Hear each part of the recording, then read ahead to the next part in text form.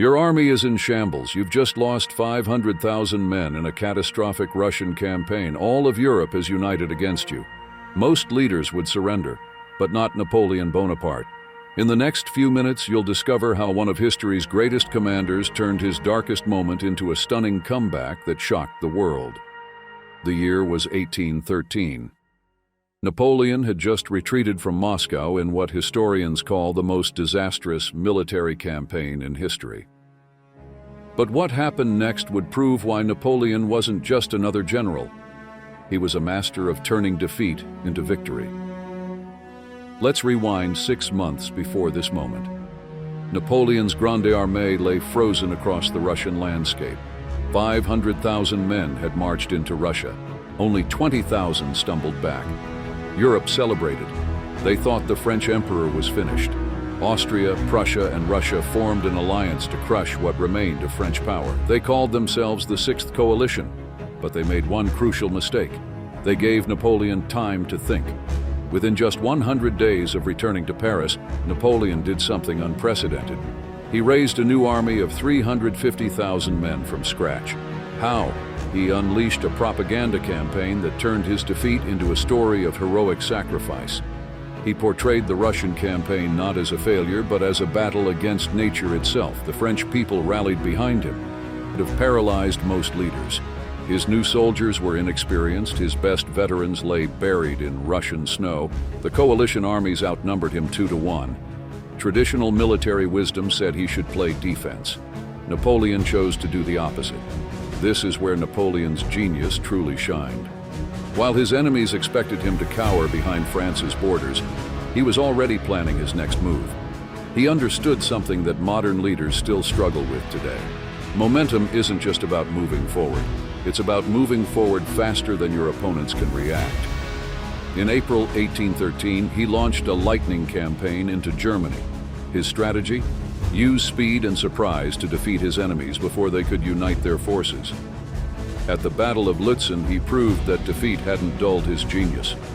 With an army of rookies, he outmaneuvered veteran coalition forces and scored a stunning victory. The battle itself was a masterclass in tactical innovation. Lacking experienced cavalry, Napoleon created new infantry formations that could both attack and defend. He positioned his artillery in ways that had never been seen before, using concentrated firepower to make up for his army's inexperience. But here's where it gets interesting. Napoleon's response to victory reveals a crucial lesson about turning defeat into triumph. Instead of celebrating, he immediately identified his army's weaknesses. His new cavalry was too green. His infantry needed better training. While others might have become overconfident, Napoleon used success to prepare for greater challenges. This leads us to one of the most remarkable aspects of Napoleon's comeback, his psychological warfare. After each victory, he sent letters to enemy commanders, not to boast, but to plant seeds of doubt. He reminded them of his past triumphs. He hinted at secret strategies and reinforcements that didn't exist. Many coalition generals began to second-guess their plans, giving Napoleon the initiative. But psychological warfare wasn't just about mind games. Napoleon understood that perception shapes reality. He started spreading rumors about massive French reinforcements marching from Spain. He had his agents plant false intelligence about secret weapon developments. The coalition commanders became increasingly paranoid, seeing French threats everywhere they looked. This psychological pressure had real military consequences.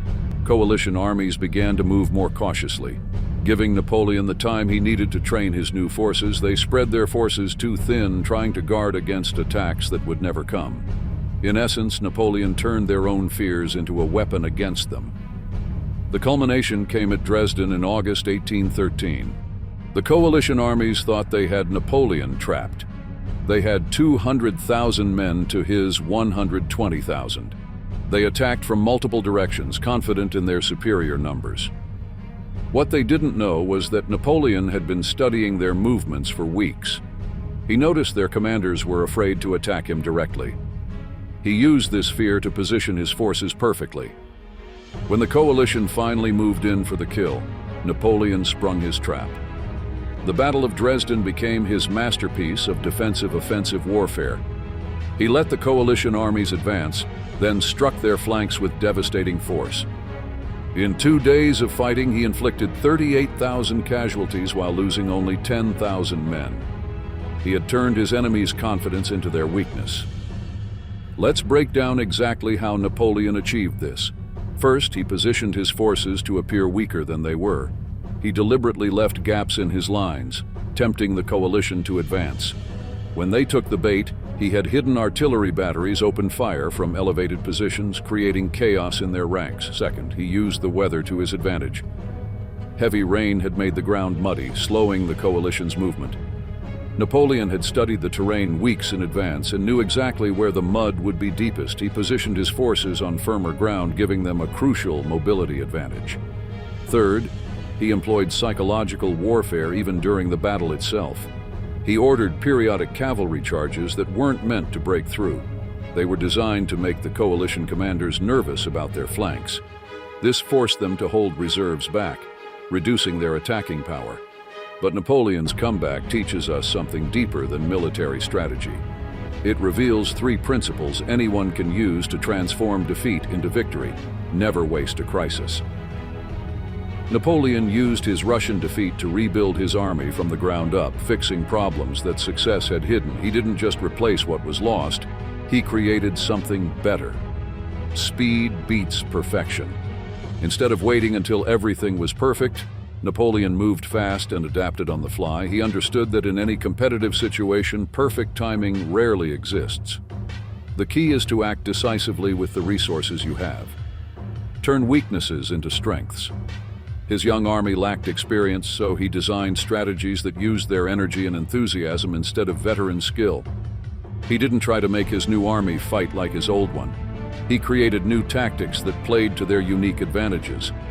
These principles worked for Napoleon in 1813, and they can work for you today. Whether you're facing a business setback, a personal challenge, or any other kind of defeat, remember, the size of your comeback isn't determined by the size of your setback, it's determined by how you respond to it. Consider this, every great achievement in history has been preceded by a moment of crisis.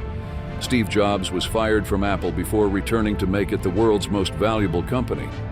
Walt Disney was fired from a newspaper for lacking imagination before revolutionizing entertainment.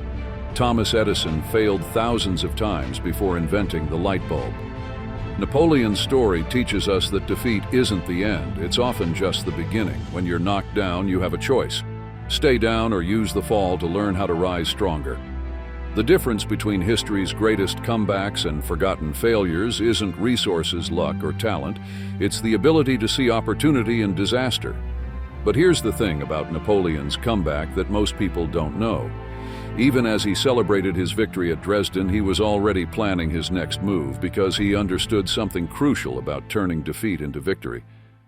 It's not the comeback that matters. It's what you do next.